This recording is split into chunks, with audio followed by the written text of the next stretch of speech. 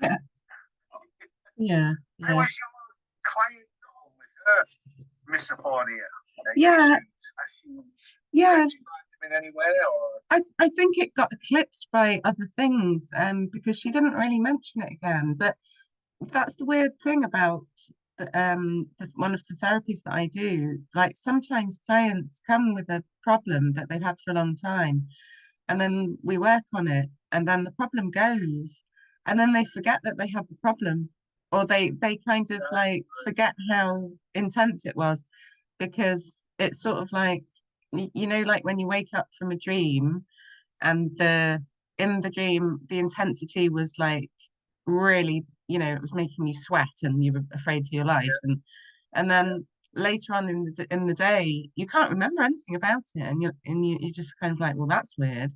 So because my therapy deals with the subconscious, so as soon as someone's let go of that subconscious intensity, it's not a thing anymore. It's so strange. And people come and they go, what did I work on last week? And they've got no idea what it was. And they were like in pieces and crying and kind of like, and you're like, how is that possible that they've got no memory of that? But it's just, yeah? it shows that And is it's, it replaced by something else, or is it just forgotten about? no, it's not replaced. It's just and people don't forget the thing that they were like, people don't forget the memory doesn't go away. It's not about erasing memories. It's just about finding the root memory connected to the thing that they're going through, and then Right. processing that memory so that there's no charge, so there's no intensity. So it's about just witnessing and observing the emotion in the memory that they were experiencing. Because at the time, when they were 5 years old or whenever it was too intense for them to process, or they didn't have the resources or the support to process. So it sort of froze. It's like a frozen experience in the body. Isn't Yeah. it? Isn't it weird? Triggered in later life by Yeah, certain events yeah, or actions. Yeah. that's exactly it. Yeah, yeah, totally. What time is it? Oh yeah, okay. I've We've got only got a couple of minutes to I've go. got the wrong contact lenses in again. I don't know why I keep doing this. Um, yes, I need to remember not to forget to press the record button.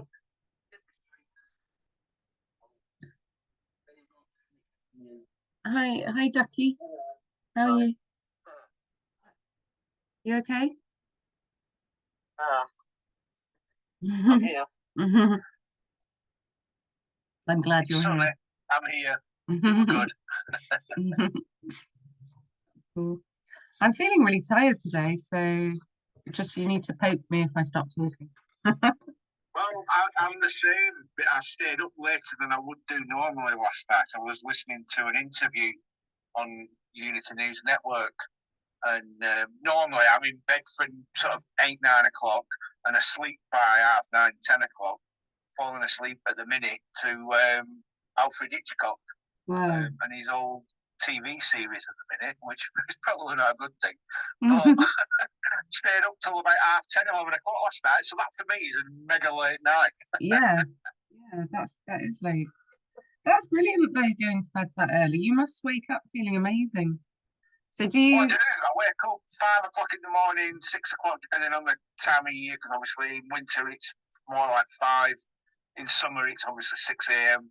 But it's around about that sort of time. I feel great. I get up and look after the cat and the dog. I make a coffee. I chill out for a bit. Sort out all my bits and bobs on social media, whatever I've got, and yeah, it's a nice, slow, steady start to the day. And have you always done that, or is it a sort of intentional thing that No, you do now? I've always been an early bird. I can always remember like being a young lad and being a young teenager and being up at the crack of dawn, bouncing out of bed um, as soon as the sun comes up. And then for a long period, for about 15 years, I worked in nightclubs. So everything was flipped upside down. So I was literally going to work at 8, 9 o'clock at night, and then getting home at sort of 5 o'clock, 6 o'clock in the morning. for 15 years for 3-4 nights a week. 3 or 4 nights a week, every week. Yeah. For 15 years. So now it's my contemplation mode that I'm in now. I can sit back, enjoy the memories that I've got from that period of the noise and the party and the drinking and all the rest of it, and just sit here in quiet contemplation, peaceful tranquility. Yeah. Wow, what a contrast.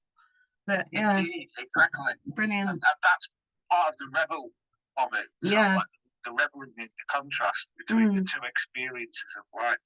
Yeah. Anyway, it's 6 o'clock. Okay. I'll mute myself. Are you starting the recording, or do you want me to start the recording? It's all right. I'll do it because I need to get used to remembering. Thanks, right, have a great show. I'm going to mute myself, and I'll be around, and so will Tim. Brilliant. Okay.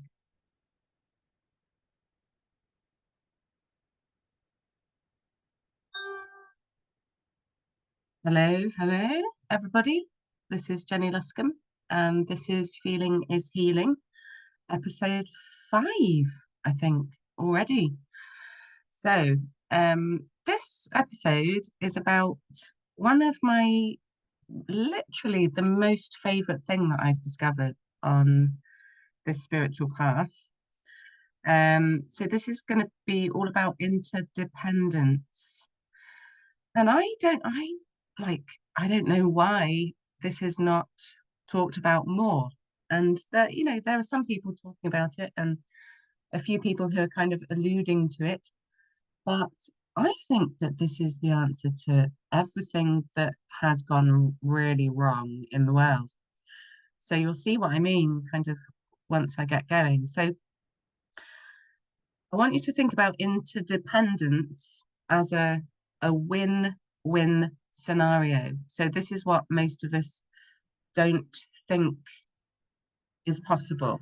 And we don't think it's possible because of a boatload of programming and things that's happened. So if you go on Google and you look up interdependence, or if you go and look it up in the dictionary, again, like we were sort of discussing last week about narcissism, it's kind of a very oversimplified definition that doesn't really cut it and doesn't really define what it is or what it could be. So the definitions that I found sort of are mainly talking about, okay, so interdependence is when two people are dependent on each other. So it kind of emphasizes the word dependence, which does have a negative connotation to most people. So most people would kind of put that hand in hand with drug use or the benefits trap, or dependence is used in that way. But obviously in this world of polarity, there's a dark and a light to everything. So interdependence is basically about the healthy form of dependence. So bearing in mind that we've sort of gone down the rabbit holes over the last couple of weeks of codependence and narcissism, which kind of go hand in hand, interdependence is the antithesis and kind of like the answer, the antidote even.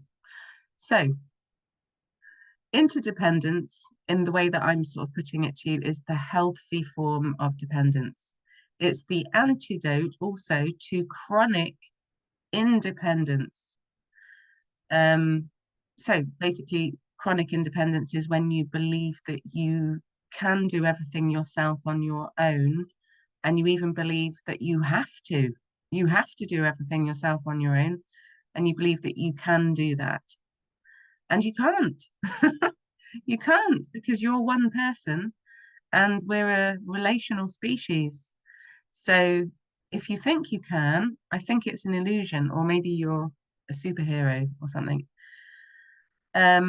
So what we're all kind of programmed to do by society is to create difficulty for ourselves. So to be kind of stuck in an illusion, going round and round, like trying to do everything ourselves, believing that that's what we have to do, realizing there's a lack of support or a lack of something, lack of resources, It's not normal. So it's not normal to be chronically independent or codependent or narcissistic. So it's not the optimum way to live. I mean, some people are doing it. A lot of people are doing it when you think about it, because there's an epidemic of loneliness and isolation, especially after the pandemic and all of that. So interdependence, I'm putting to you as an antidote to all of it, to all the things that are wrong and bad about the world. So codependency, just to sort of review a little bit, is the chronic giving up of the self for others. And narcissism is kind of the chronic selfishness that kind of involves taking from others with no regard for them or attunement or affinity to them. So when true interdependence is being practiced, so this can be in a family, in a workplace, in a community of any kind, between a couple of people, a group of people, you can just project this out into like 1,000,001 different ways that people have relationships. So when true interdependence is happening, narcissism and codependence just can't really happen. It just doesn't, they're not going to be in that system. It's not going to be there. So this might seem kind of hard to believe, but this concept is so simple and it's kind of so easy as well. I mean, it's not necessarily easy to understand. And the main reason for that is because we are so twisted in like what we've been taught is normal. We've normalized so much horror and terror. So I'm going to read out a definition of interdependence, which I really like. And this is Teal Swan's definition. It's quite a long one, and she's very wordy, but very concise. So I might have to pull it apart a bit after I've kind of read this definition. So interdependence is when two or more people are being mutually reliant on each other.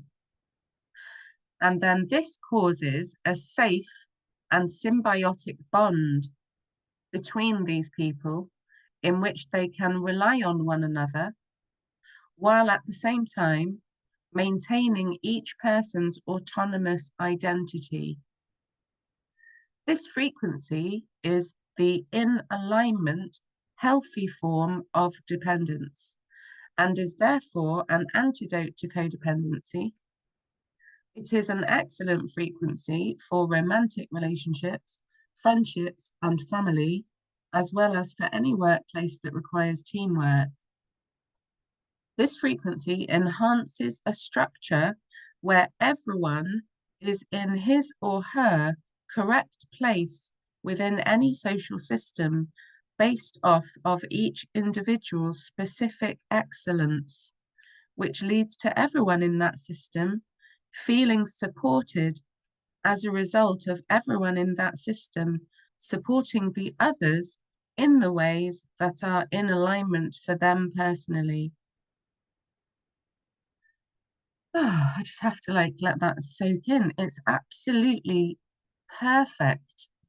And it implies so many things. So I'm just going to sort of pull it apart a little bit. So this is when two or more beings, two or more people are mutually reliant. So the definitions that have probably got a bit of propagandizing going on there are sort of missing out the part about the mutual dependence. So often people think dependence is a bad thing. It's not. It's just nature. It's just natural. So it's when you're mutually reliant on each other. So there's a reciprocity here, which has to be a healthy thing. And there has to be consent, obviously. So it causes a safe and symbiotic bond between people. So there's no self-sacrifice happening here. No one's giving themselves up because they don't think there's enough love to go around. And no one's taking because they don't think there's enough love to go around. So this is safe and it's reciprocal. So these people are relying on each other but at the same time, they're free. They're free. So it's maintaining each person's autonomous identity. So there's no erosion to any other person. There's no abuse. I'm going to come back to that word later, because this is basically about using other people, which again is like, oh, everyone's going, really? You can use people now? That's okay. So we can use people, but we can't abuse them. Using and abusing are kind of opposites in a way. So this frequency is the in alignment, healthy form of dependence, and therefore an antidote to codependency. And it's excellent for all forms of relationship, particularly teamwork. So this actually is a social system. So I want you to think about like all those really dysfunctional jobs that you've had and like what was going on there, what the boss was like, what everyone was like at lunchtime, what people would say when the boss wasn't listening, what the boss would say when certain people weren't listening, like the the way that everyone didn't feel heard and seen, and the way that people felt used, not in a good way. So interesting. So this social system is based on each person knowing what their excellence actually is. So in this system of interdependence, if everybody is giving their excellence and other people are receiving that person in their excellence, this feels like a good deal to me. And if someone is giving their excellence and people are receiving that person's excellence, they must be feeling really good about themselves. Like, this is going to help everyone's self-esteem, like big time. So everyone in this social system is feeling supported as a result of everyone in that system supporting everyone in the ways that are in alignment for them personally. So there's no trying to fit yourself into a box. There's no trying to sort of fit yourself in like you're a puzzle piece that doesn't quite go, and that there's something you have to do to yourself to fit in with that person or this job, or you have to cut your arms and legs off. You have to like squeeze yourself into a situation that doesn't feel right. You have to have a game of pretend. Like, it's all just bullshit when you think about it. But in this system, everyone's feeling supported to be themselves. So there's no illusion here. So this form of dependence, this reliance, it implies consent. So there's no taking from another person to their detriment. There's no manipulation. There's no deception. There's no kind of snatch and grab, that's mine. There's no codependent dynamics. There's no narcissistic dynamics. And also, this system implies abundance. And obviously, everybody would have to be honest.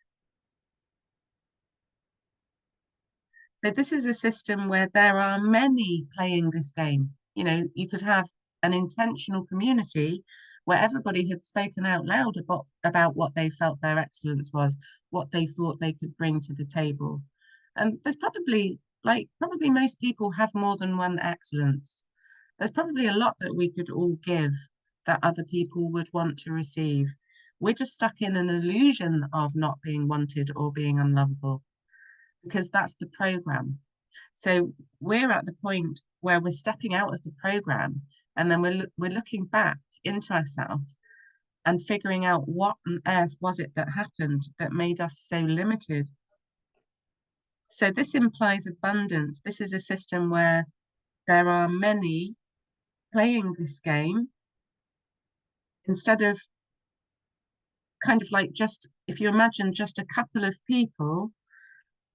Sometimes in families, like, we're cut off and we're stuck kind of behind a closed door. Um, Sometimes, particularly in marriages and all of that, you make a commitment to another person, they commit to you. And then there's this unsaid, sort of unspoken belief that we have to get all of our needs met through that person because they're our significant other. So fair enough, like, we've chosen them to spend our lives with, and they probably do meet a lot of our needs and we meet a lot of theirs. But to expect one person to meet all of your needs, I would say is quite abusive and not possible as well. You know, having tried that myself. Yeah, so it implies consent, it implies abundance, it implies a benefit to all. So everybody is benefiting. So imagine a world where you are giving what you're really good at. So you're feeling confident about doing that. You're feeling confident that people would want to receive that from you. So you're giving something, others are doing the same, but you're actually benefiting from them relying and depending on you.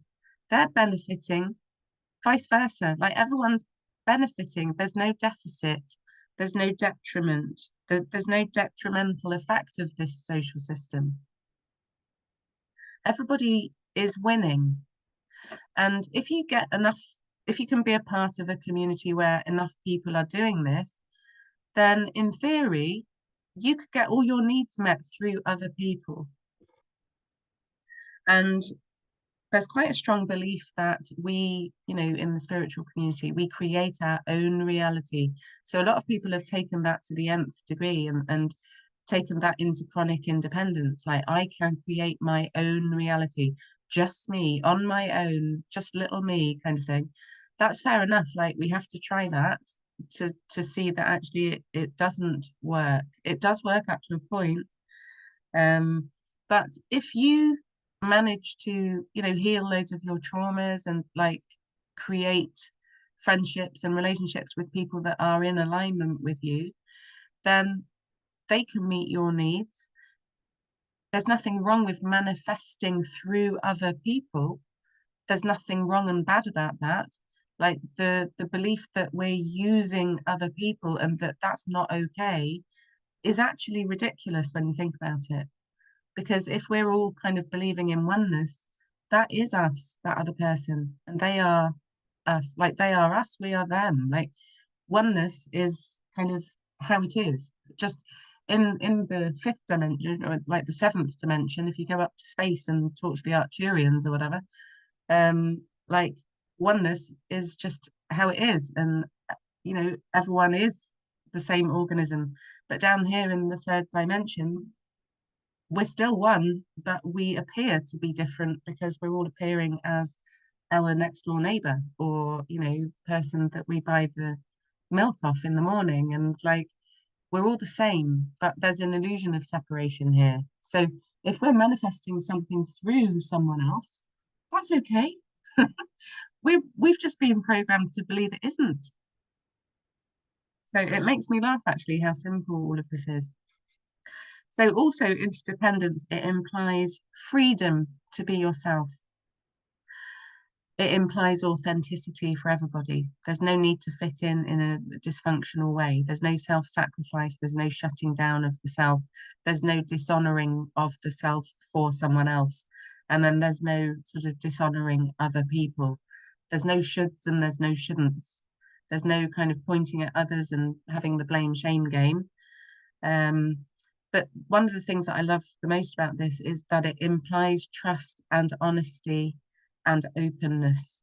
So when you sort of look out at the world and the corruption and all the programming and the narcissism of the governments and, you know, certain organizations and different things happening, there's nothing open about that. There's nothing honest about it, and we can't trust them as far as we can throw them. So this is so transparent, and it's so honest, and it's so open. It's almost too good to be true, and it's so easy. So it is transactional, and you know, some people see that as a bad thing. You know, they see using others, um, you know, using others for a benefit to ourselves is not seen as a good thing. We're told not to do that.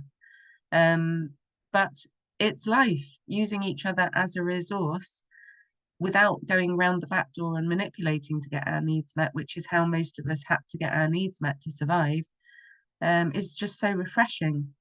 And the fact that there's this clarity you know, implies that interdependence is an antidote to corruption and abuse and gaslighting and illusion. So it's kind of like, hello, yes, please. This is kind of the world that I want to be moving towards and creating.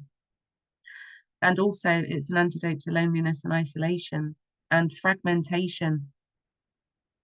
These are all worldwide epidemics that people don't know what to do with. So, fostering and encouraging integration and unity as opposed to separation. And so, this is the microcosm, the macrocosm again, sort of within the self and in the external, like setting up all social systems like this. It can't actually go wrong. It can only improve from that space. And I think that this is the answer to everything that's wrong. So have a think about your relationships that haven't worked out in the past and the dysfunctional workplaces where everyone just complained and the corruption that's visible everywhere. Have a think about how not interdependence that is and how all of those systems are based on some form of illusion or dishonesty or manipulation or force. There's some kind of force there. It's not consensual. It's so interesting. So, I mean, really, when you think about it, like the school system and the way that we were taught about how the world works, from day one we were taught to compete. And we were taught, you know, like it makes me laugh, you know, don't copy, stop copying. It's like any form of collaboration or co-creation in the school system is seen as wrong or bad or like cheating. I mean, interdependence is not cheating, it's just living in a way that works for everyone. So this chronic independence thing, like we've been taught that this is virtuous, you know, the feminist movement did this for women and said, you know, taught women, you know, okay, there's a lot of light things about it. Obviously, we got the vote and we're not sold as part of property anymore. But like we've gone kind of like the wrong way. We've gone into this kind of power, like we have to be powerful, we have to do everything, we have to be the mums and have the careers, and we have to be everything. We have to show that we're as good as men, and that, you know, there's no kind of difference between men and women, and that's an insanity in itself. Like independence in that way has become ridiculous, and it doesn't make sense anymore. It's become kind of grotesque and ridiculous. So any form of competition that sort of comes from the school system or comes from any of the agendas is basically teaching us to be on our own, teaching us that that's the answer, that if we do our work, if we get everything right, if we study for our exams, if we're good at school, then we're going to get this career and then we're going to have everything right. But actually, you know, personal achievements is all well and good, but you know, if you put a full stop there after your personal achievements and then you're just there in your house with your riches and your personal achievements with your certificates on the wall, and you're not co-creating with anyone or collaborating with anyone, I bet that you're not happy. I bet you could be happier. I bet that that's not your optimum state of being. So from day one, we've been taught to compete and to be against ourselves, to be against others in a way. That thing, I win, you lose. So this is win-win. And I love it. I just think it's how life can work. I mean, I've got like, there's a couple of clients that I'm working with at the moment that have sort of highlighted how the lack of interdependence in people's lives is kind of playing out at the moment, and I'm seeing a lot of it, a lot. So I've got one person who is, you know, she's got like a situation with one of her kids, and she doesn't know what to do. And she's really struggling herself because of this thing that's happening, and she doesn't know what to do about this thing that's happening. She's in her family behind a locked door. She's tried lots of different ways.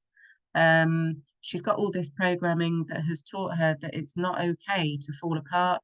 It's not okay to not cope. Actually, feeling emotion is not okay because it shows weakness. And she's married to somebody who, when she falls apart and when she cries and when she lets go of some of her emotion by processing it and just being in it and allowing herself to fail and to get things wrong, her husband is telling her that she shouldn't do that, because she needs to be an example for the children. Um, so she's kind of in a terrible situation with limiting beliefs. Now, if you kind of zoom out of that, um, she's feeling kind of a lot of feelings about her feelings. So she's feeling ashamed that she doesn't know how to solve this problem and that she can't access the resources in her circumstances to help her or her child.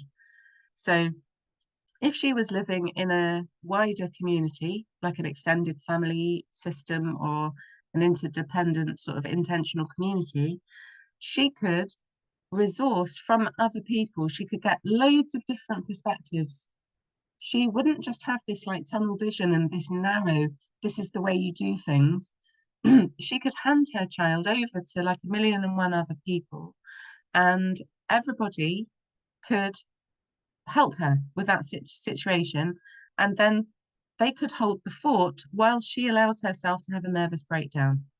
Because if you need to feel all those feelings and you're not allowing yourself to feel them, and then the person that you're with is judging you from feeling them, you're a volcano.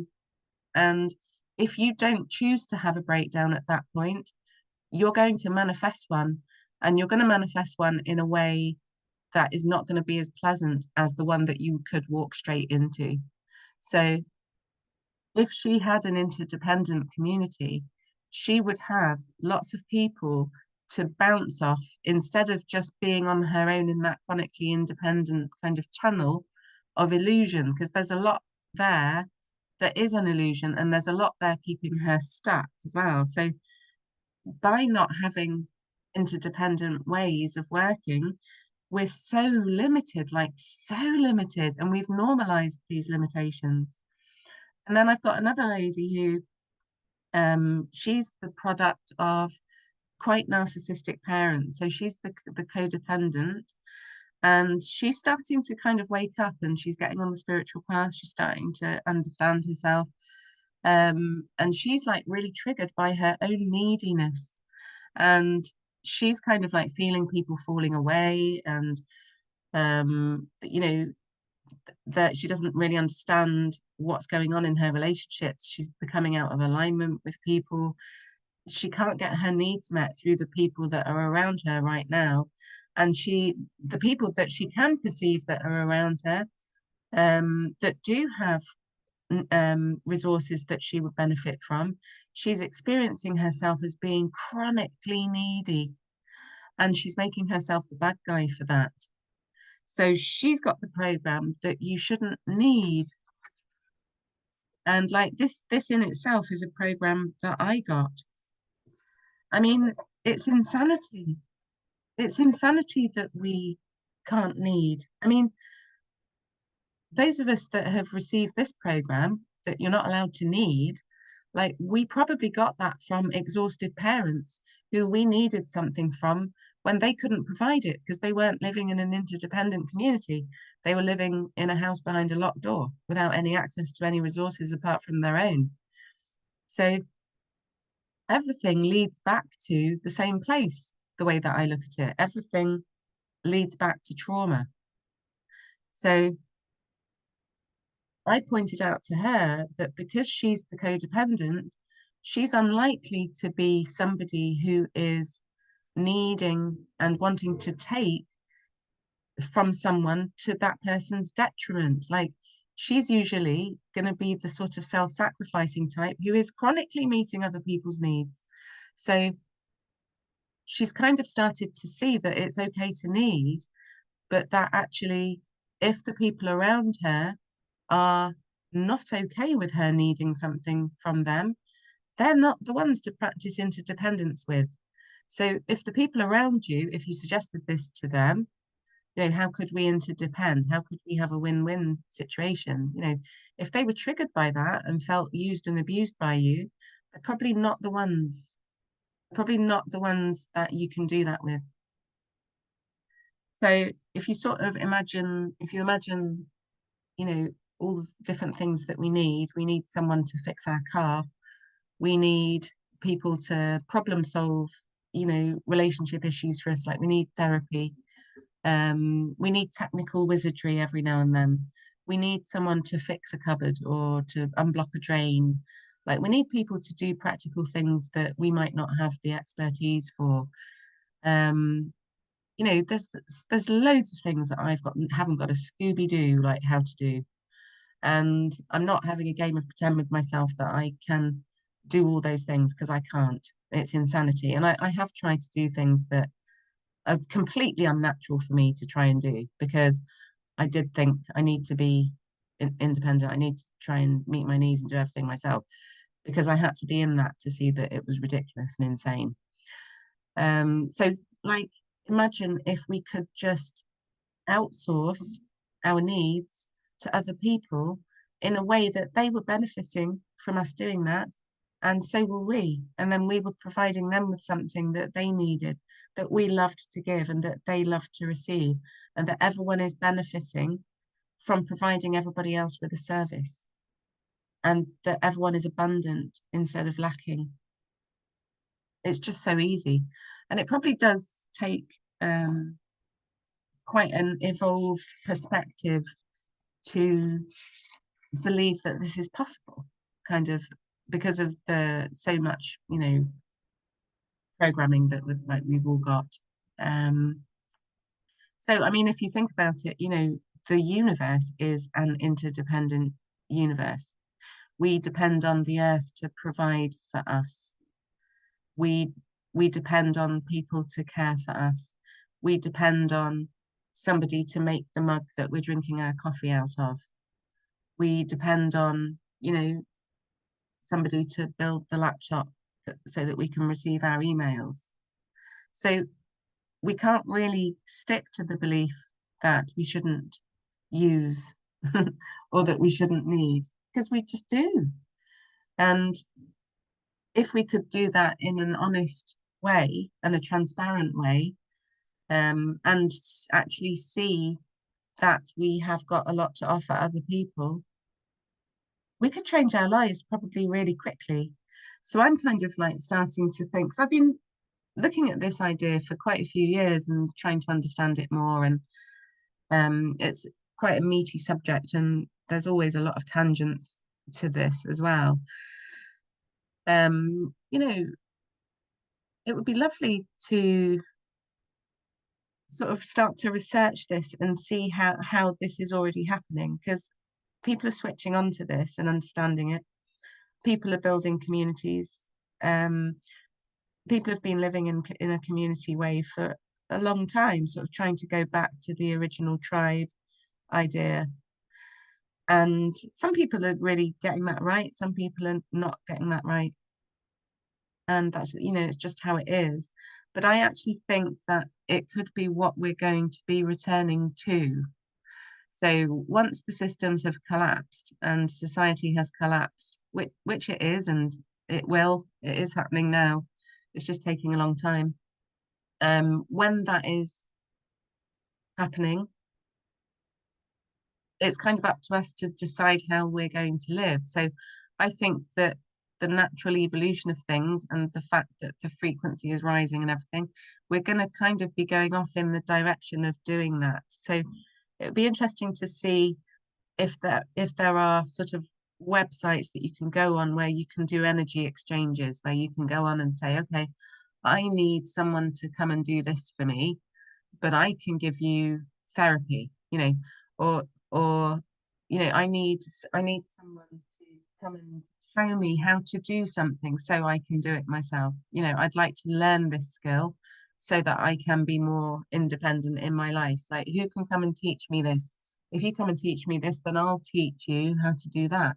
And so you could go and resource what you wanted in a really sort of upfront and honest way. And, maybe money would exchange hands, maybe it wouldn't. But, with sort of an impending financial crisis, the collapse of money and all of that, if that's coming,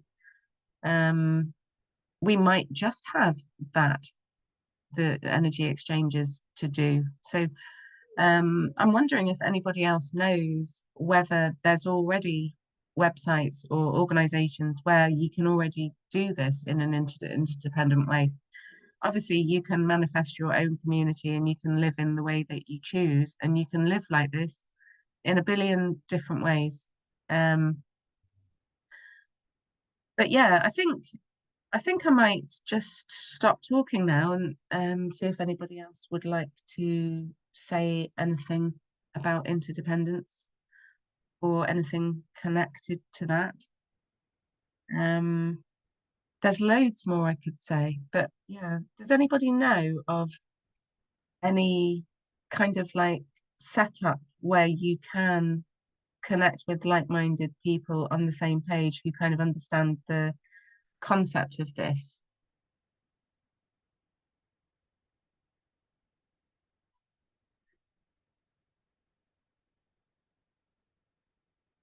Can't really, I've got the wrong contact lenses in again, so I can see that there's people here, but I can't see who that is because I'm not wearing the right. I haven't got my glasses with me either. Yeah, it may be that other people just want to listen. Like, obviously, I think you know me, Jen, and we've explored this before, haven't we, with these kind of communities? So there is some visibility of that and trying to view these things, but I don't think we've really found anything that's, been quite the right frequency. But yeah, I think it's something that is possible, but it's an alignment thing, isn't it? Yeah, making connections with people that are really on the same wavelength as you, so that it's going to work over the long term. yeah. I think it's easy. It's kind of like simple and easy when you look at it and you understand it. Like, you can understand it intellectually, but pulling it off is like another thing entirely, isn't it? And I don't really know, but in I think sort of from it, looking at a couple of communities and things like that, the main thing that seemed to be the common thread when people were really struggling and communities were failing and stuff seemed to be when people didn't know how to resolve conflict, and then people got stuck in their trigger, so that they were stuck in this game of I win, you lose, or this person has dishonored me in some way, or this person doesn't understand me, or this person has abused me. So I just think that if you could get a bunch of people together who like truly understood that this is the antithesis of the narcissistic thing and the competition thing, and that this is about collaboration and co-creation, and like, imagine how fast you could accelerate and expand. Like, if you could get the system working, I mean, even like starting to move towards this system, I think there would be like a massive shift and sort of speeding up of progress. It's kind of quite mind-boggling to me. But yeah, it probably would require everybody, well, I mean, everybody would have to be working on themselves. So when there would have to be a system of people like looking at themselves and taking responsibility for anything that was coming up as a problem. But I think, like any of these things, it's kind of being prepared for it to fail and then for that to not be a disaster. It's like, okay, failure is feedback. And when you think about it, the most successful people on the planet are the ones that were the best at failing, because they just kept getting up again, and they didn't, you know, sink into a despair or a depression. Or maybe they did, but they kept going. So I think it does require people to be evolved, but only in as much as they're going in the right direction with that. I mean, this is not sort of anyone striving for perfection. It's just, I think the thing that might be the hardest for people, as well as the possibly coming up against conflict, is knowing yourself, because this implies that everybody in that system knows who they are, and that they know what they've got to offer, and they know what they've got to give. And a lot of people who haven't done a lot of emotional processing and processing of trauma and stuff don't know who they are.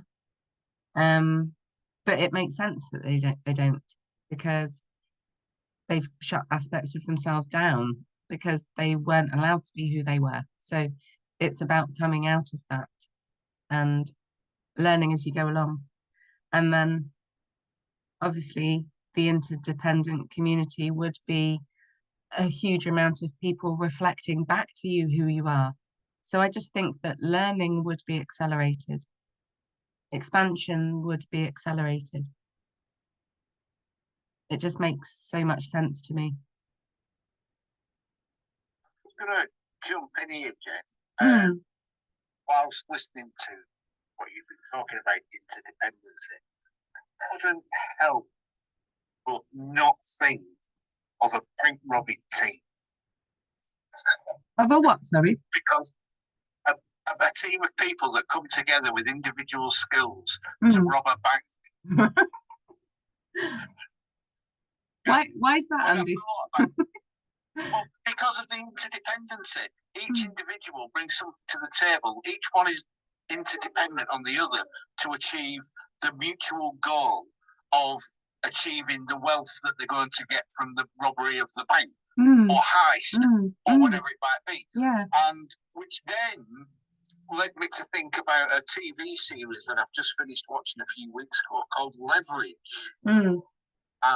And I don't know if you've heard of it or seen it, but this is a bunch of, so quotation marks, criminals who used to be independent or chronic independence, but then came together as a team to do good work through their criminal activities, basically like a Robin Hood team of robbing from the rich to give to the poor, to look after the people that couldn't help themselves. Yeah. So I'm only mentioning it because it was just absolutely, it's like, yeah, that you're describing this sort of heist, people that are interdependent, who are independent in their own rights, but have their own faults and failings. But then, because they come together interdependently to achieve this end goal of whatever it might be, they're also helping each other. Yeah. And yeah, I thought I'd just chuck that in there. I love that, Andy, and it's kind of emphasizing how everyone benefits. There's no lose. There's no lose at all. So it's just progress building on progress. It's funny that you said that, because I know someone who did used to rob banks.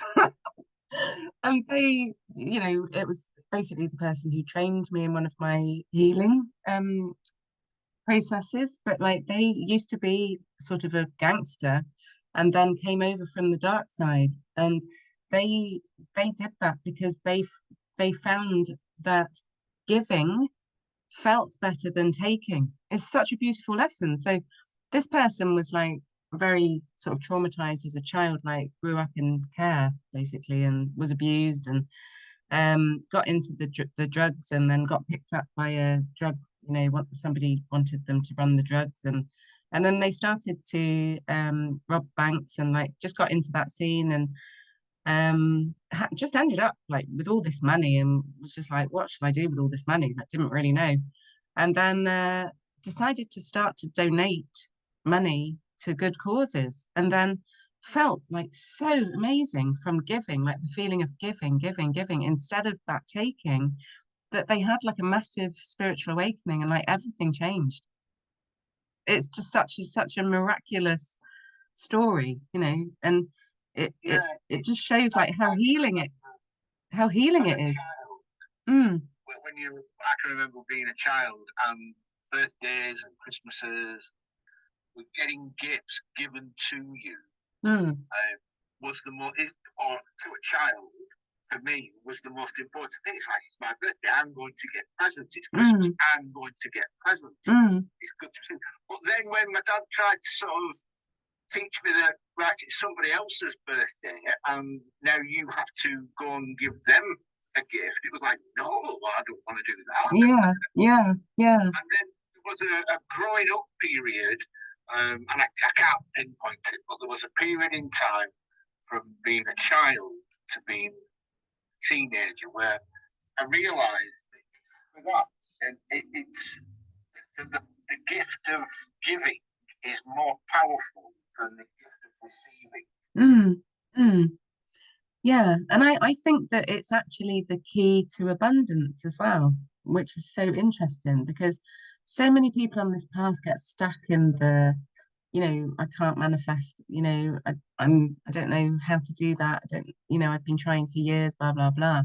But I think that the key is in giving, because if you're giving, then that kind of implies that you have this abundant heart and that you've got so much to give. You've got so much to give.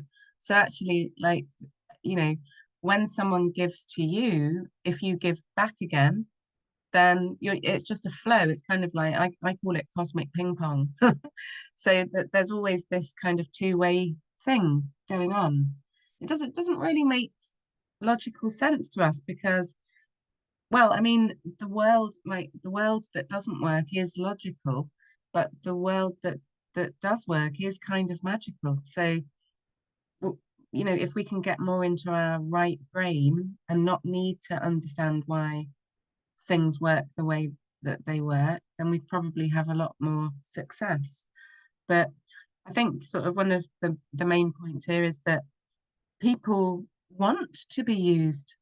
You know, one of the worst feelings in the world is like feeling a bit useless and like no one's interested in us, and you know, we're not really serving a purpose for anyone. We're kind of like a waste of space and like feeling unlovable. And to provide a service to people who want that service, and you know, to feel the benefit of that and to feel them benefiting from that is what life's about, really.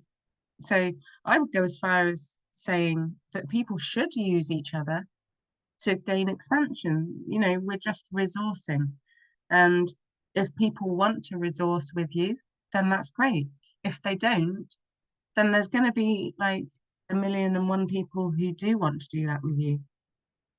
And I don't actually think that there's anyone in the world that doesn't have resources that they could give that could work in this kind of system. Yeah, no, I totally agree. It's one of the things, one of the little mantras that I try and sort of say whenever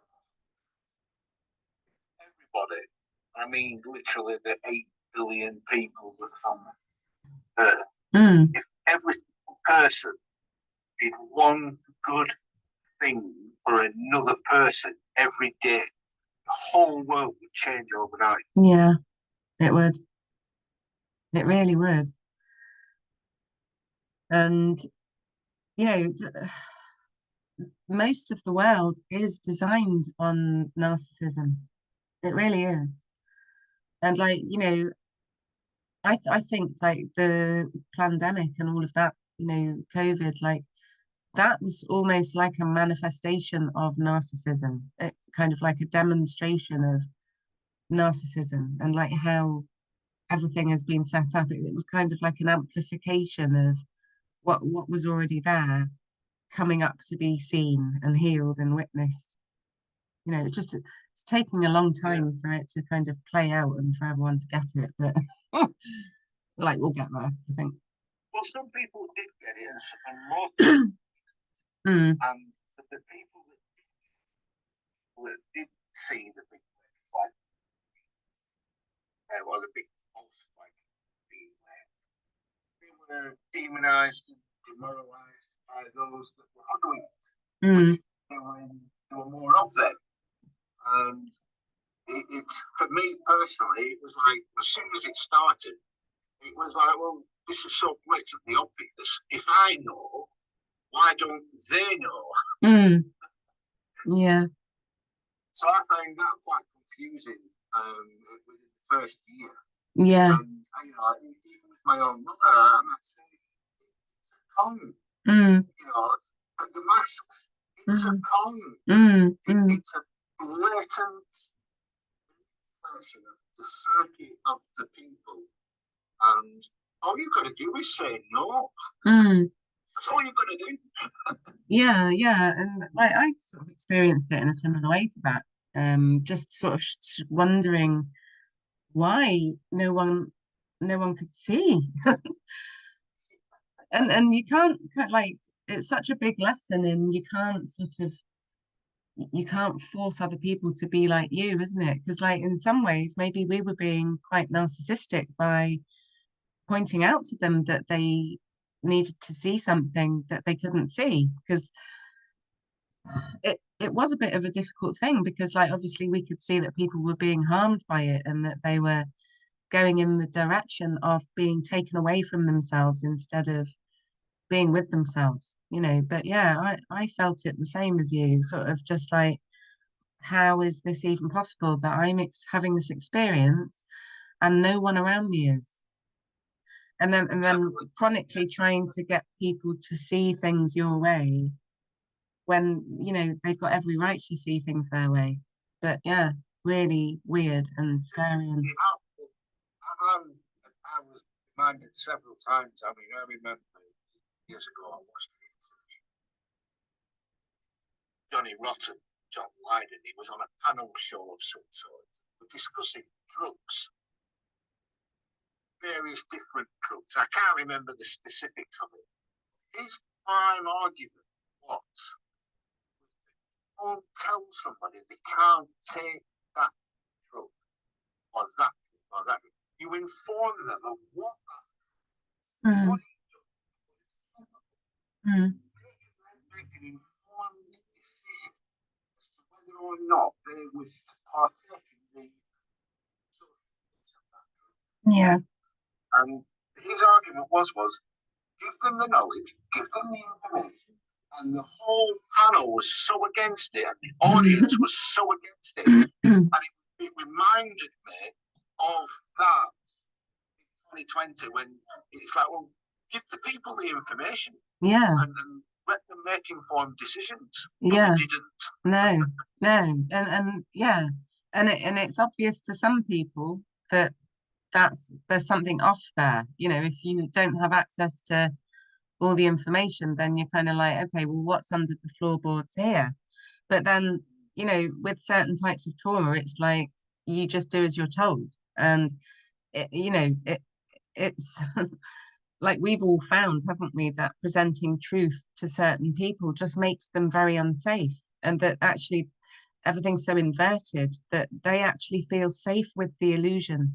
And they, even if they know that there's illusion and that they feel safe with that, they'd still rather have that than go in the direction of truth. It's again, that phrase, which is cognitive dissonance.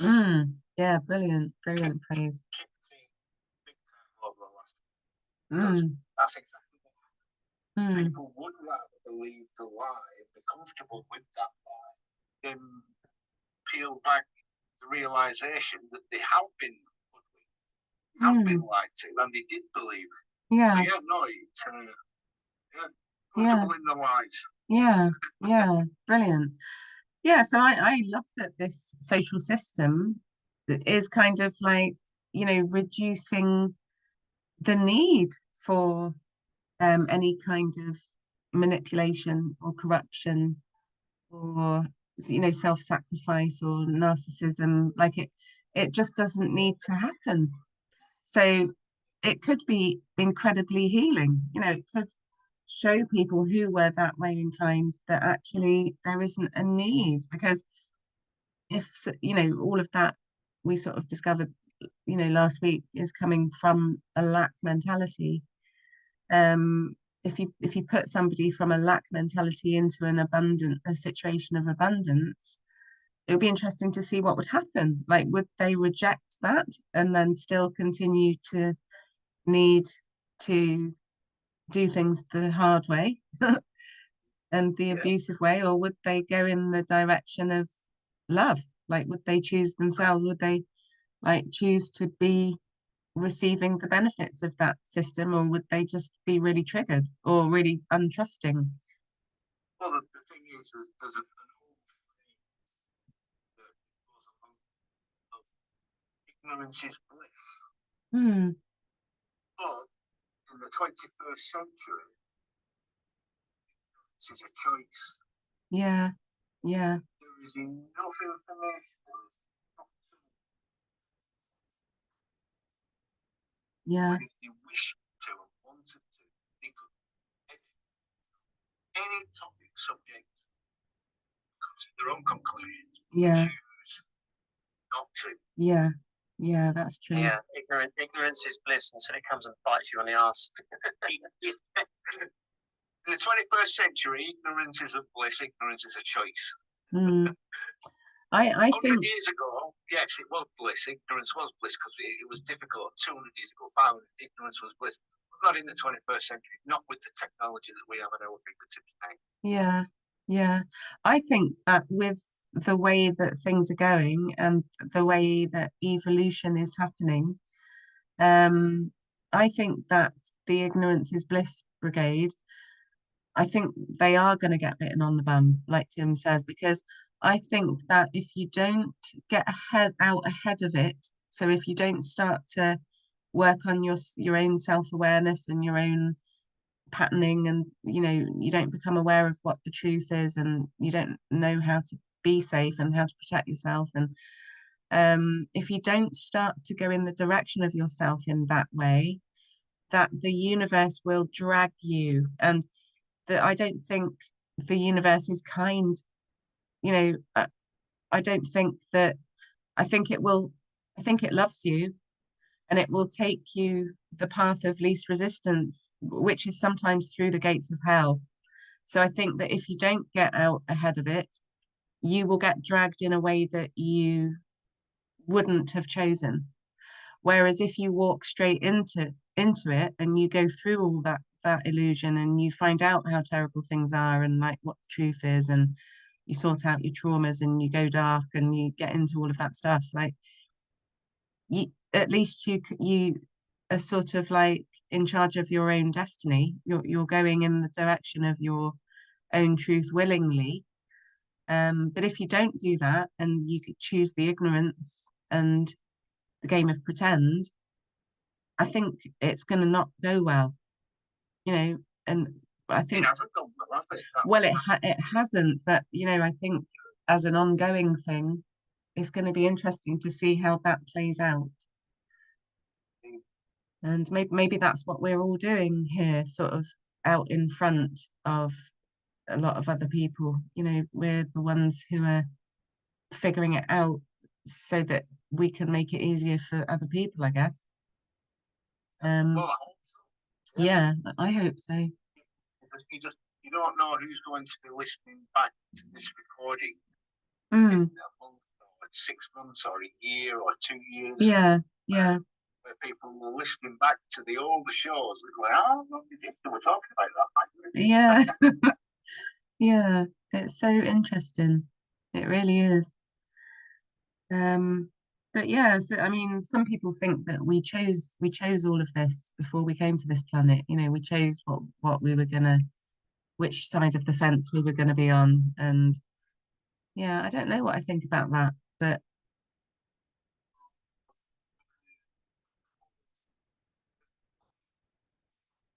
So the major frustration. My decision, my pants. Take what the universe gives me. If the universe gives me lemons, I'll make lemonade. If the universe gives me rain, I will dance and sing in it. Yeah. And that's what I've always done. Not everybody thinks like that or lives their life in that way. Yeah. But then I also accept the responsibility of the choices that I make from what the universe has presented me with, because it will give you choices. Yeah. It will present you with decisions to make. Making that choice, whether or not that's to say I'll catch the bus today or walk, or whether it's I'll jump in the car and I'll drive that way instead of that way, or I won't speak to that person when I walk past them in the street, but today I will. So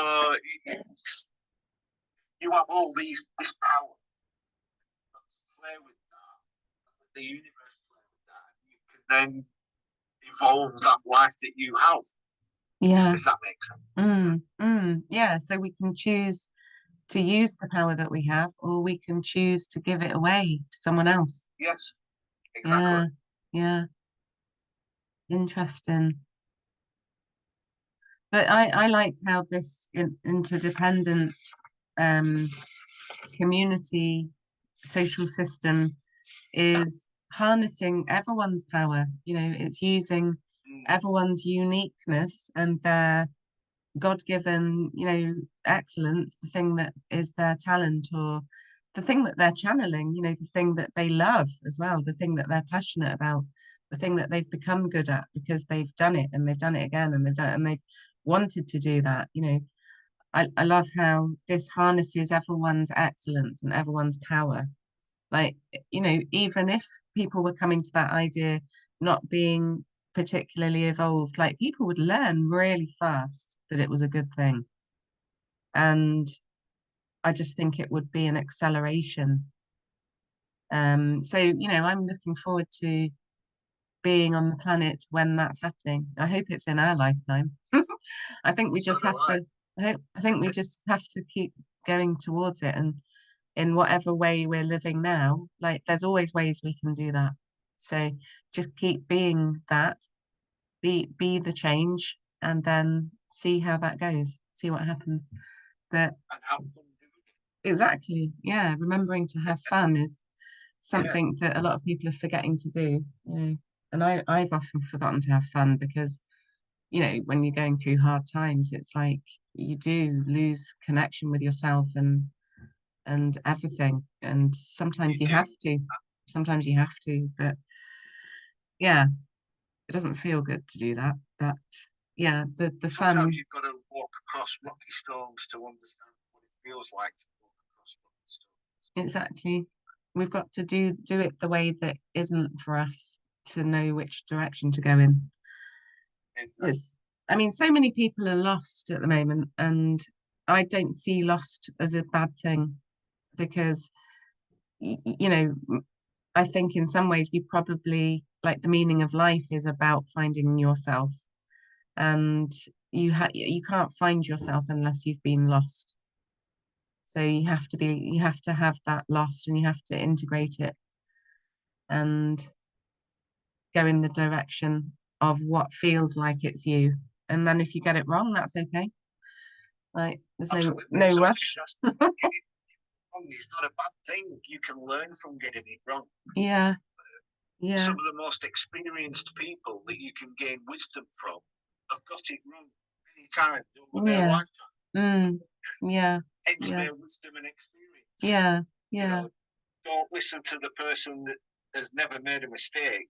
Go and listen to the person that's made millions of mistakes, because they'll tell you what it is and what it isn't.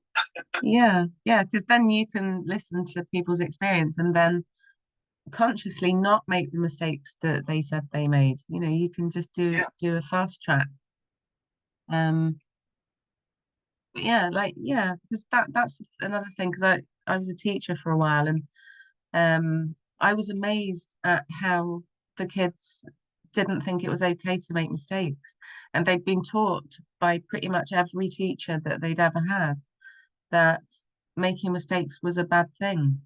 And like, if success comes from making mistakes, like, what are we doing in the education system? Like, needing kids to be perfect and to get things right. Like they see that getting things right is the optimum experience. Like, what if getting things wrong is the optimum experience and we could teach them that? I think there'd be a lot more, you know, like getting things right, there's kind of like an endedness and like a sort of lack of, there's kind of a limitation to that as well. Like it's not very open-ended, is it? You know, I've got this right, I got this thing right. I don't know. When you've made a decision, when you do an action, or you've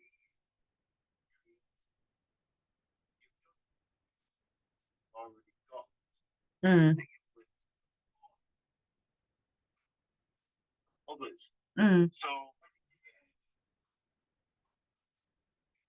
mm. Yeah, yeah, yeah, yeah, yeah, because yeah, yeah. Yeah, the whole creative process in schools is kind of like a bit warped because it's like the teachers are saying, this is what we want you to do.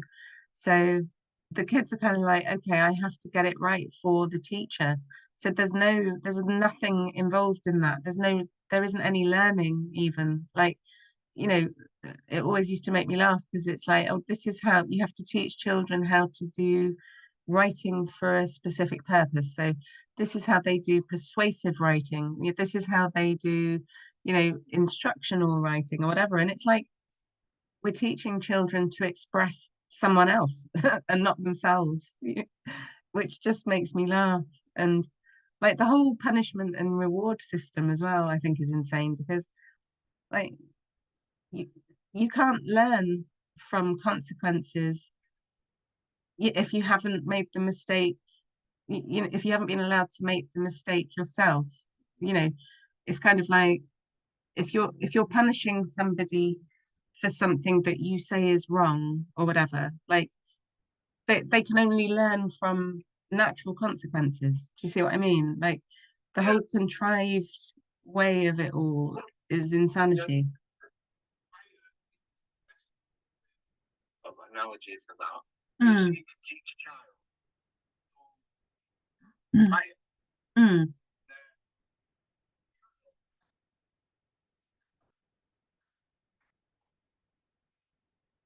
yeah, yeah, So do you allow the child to put the hand in the fire to realise that yes, it does hurt, it does burn, it mm, isn't a good thing.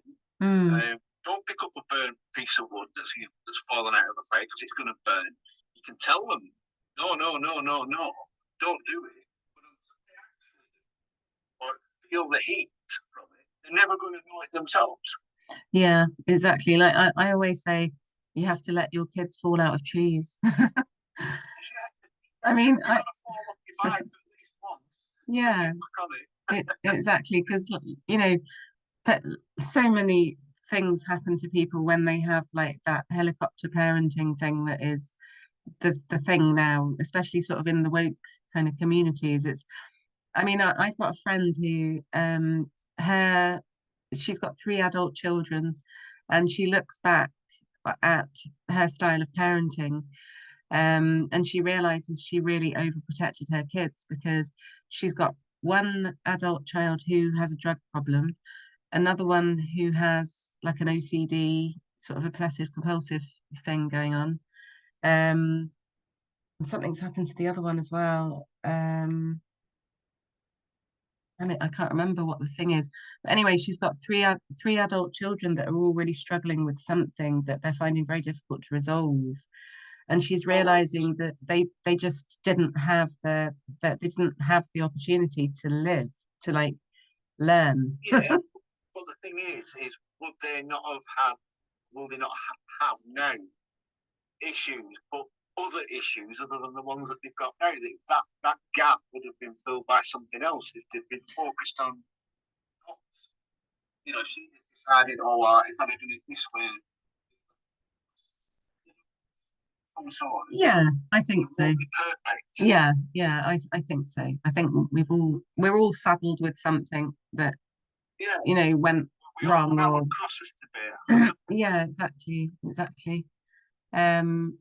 It was sort of in just because my cross is different to your cross, you know, that you bear or whoever it is, the weight is still the same. The weight that I bear is still the same as the weight that you bear. It just might be a different kind of cross that we're bearing. Yeah. I think it was an interesting conversation I had with her because I liked how she was tracing back the origins of, you know, seeing them all with their different thing that was going on, and then trying to find the common denominator. You know, what was the thing that I did or didn't do that could have caused that, you know. Yeah. I don't know if anybody else has got, I mean, yeah,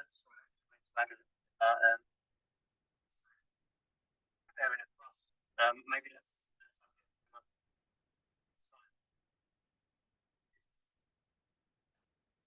how my life is now that poignant. So, Oh, bless you. Does anybody else want to have a word?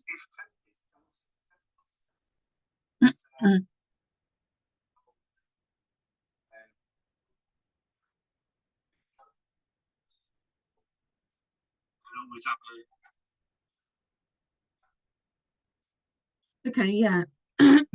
Yeah, so I'll stop the recording now. So thank you very much, everybody. That was brilliant. Lovely chat.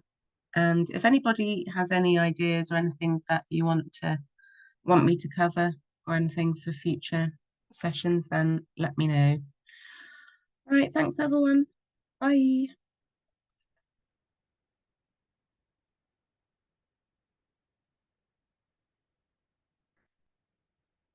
Okay, yeah. Yeah.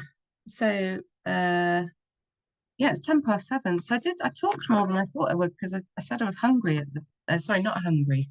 Tired. I was tired, wasn't I, at the beginning? I was thinking, God, the heat today's made me really sleepy. But yeah, I don't feel tired anymore. It sort of energizes me doing this somehow, which is good. Yeah. Yeah. Mm.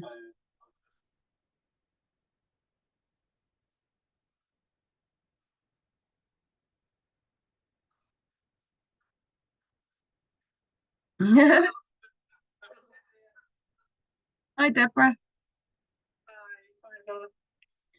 Yeah, we've finished the recording, but yeah, we're just having a chat if anybody wants to have a chat after all of that. But yeah, we've had a interesting discussion about interdependence and the various tangents that have come as a result of doing that. And there were quite a few. Does anybody else? Yeah, how did we get onto that? Isn't that interesting? Yeah, there was a couple of times there where I was like, how did we get onto this? That interdependence of individual people.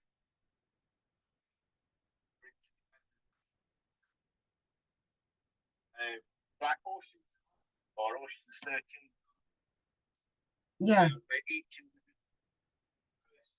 brings to the table their individual skill, and it might be that they're an alarm cracking expert. Another person might be a safe cracking expert. Another person might be a sleight of hand. On their own, can do it because they don't have all the skills.